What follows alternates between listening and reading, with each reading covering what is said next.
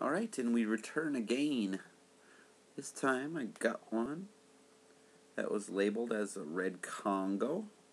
It's a chinense of some sort. Dale told me that this was what he was told it was. I mean, I'm not an expert on the red Congo. I've had Congo Trinidads, which are a chinense that looks like a pumpkin. I've done a review of that on my YouTube channel. It's but this, shape-wise, this looks very much like a yellow 7-pot. Of course, the exception, obviously, that this is red. But we're gonna. It's got those little bumps on it, like 7-pots usually do. It's a 5-lobed pepper, as you can see from the top here, and tapers to a. Yeah, tapers into a 4-lobed at the bottom. But we're going to give it a go and see what's going on with this.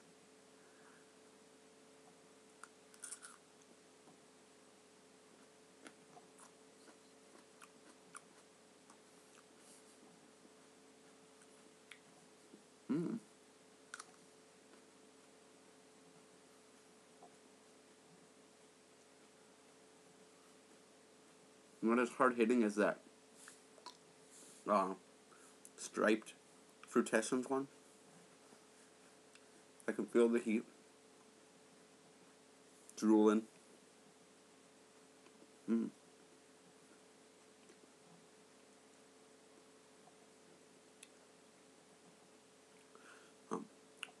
That was really good. Kind of similar profile, flavor-wise, Caribbean red habanero. A little bit more, I don't know, it's really sweet.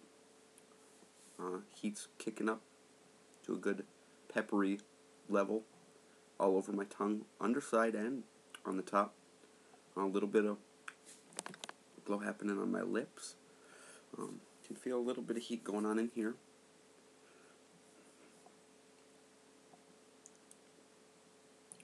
Tongue's building up. I can feel my face getting warm. My eyebrows and my forehead heating up. Building up. That's really going up to a decent level. Really strong on the top of the tongue, and I can feel a band underneath my tongue as well. Roof of the mouth a little bit.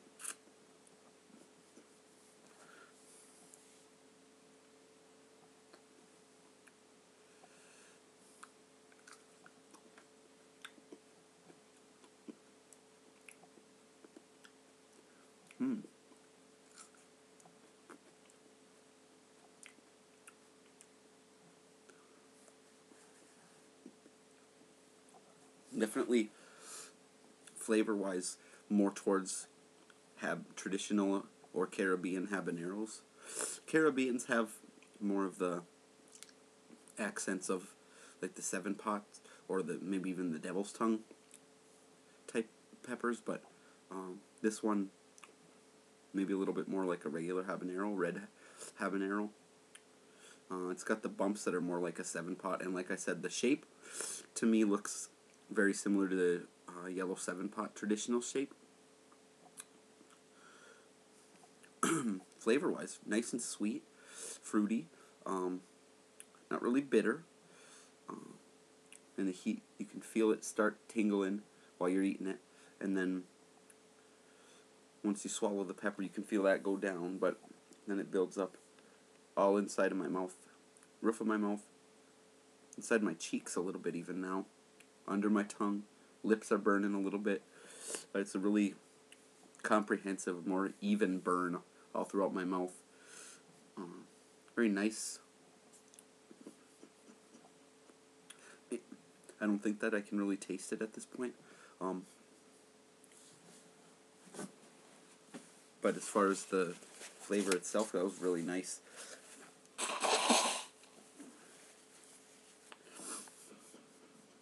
Yeah, I can't really taste it anymore. roof of my mouth feels similar to the last one, where it's kind of numb to taste.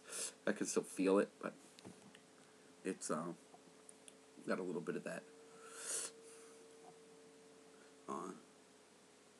akin to numbness sensation, and it's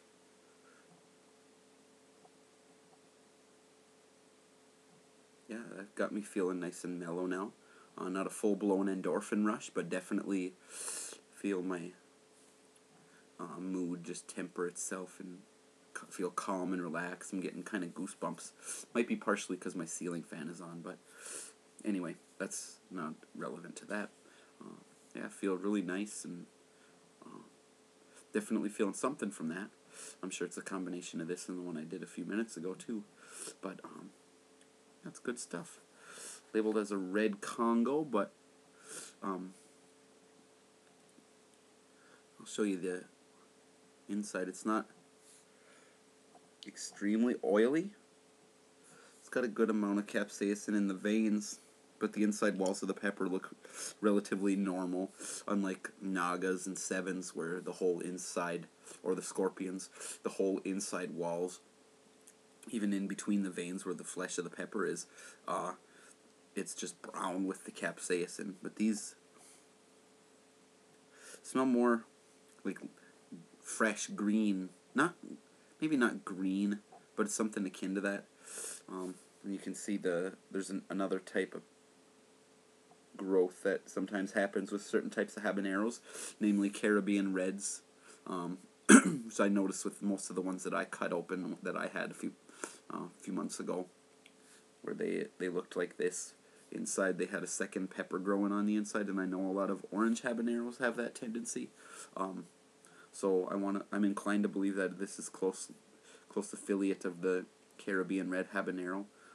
It has more lobed shape, like a Congo Trinidad, or possibly even the Caribbean Red influence, but maybe a Red Savina. I know Red Savinas tend to have not quite as pointed of an end on them, but there could be some of that influence. I'm more inclined to believe that it's got some sort of 7-pot influence based on the bumps and the shape of the pod itself, general shape. So, some sort of cross probably. If it's a red Congo, I don't know what those look like. But yeah, I definitely recommend these. They got a really good flavor, good upper, we'll say towards the bottom end of the upper portion of the scale, if that makes any sense to anybody. I divide the lower, mid, and upper, and then there are grades in each of those categories. I'll say the mid part of the lower end of the scale gives a more comprehensive idea of the general placement on the scale. Even if I don't know the Scovilles, I can usually get a pretty good impression as far as that goes. So yeah, this good habanero level heat, but not stomach ache inducing like the 7-pots or the Scorpions or the Nagas or anything like that. I would definitely say it's more like a traditional habanero heat, so which is good with me. Nice fruity flavor, sweet, not really bitter, nice texture, soft, skin was thin, easy to chew, didn't leave chunks of it or hard pieces in my teeth. Good burn, which is dissipated. My nose ran a little bit. Felt nice and mellow, even though I just took a couple bites. So yeah, definitely would recommend these red Congos. I'm not sure what they are exactly as far as the genetic makeup, but Chinense, Caribbean Red, close relative. 7-pot close relative. It might be some sort of hybrid or cross, but yeah, definitely I would still recommend trying these. They're very good.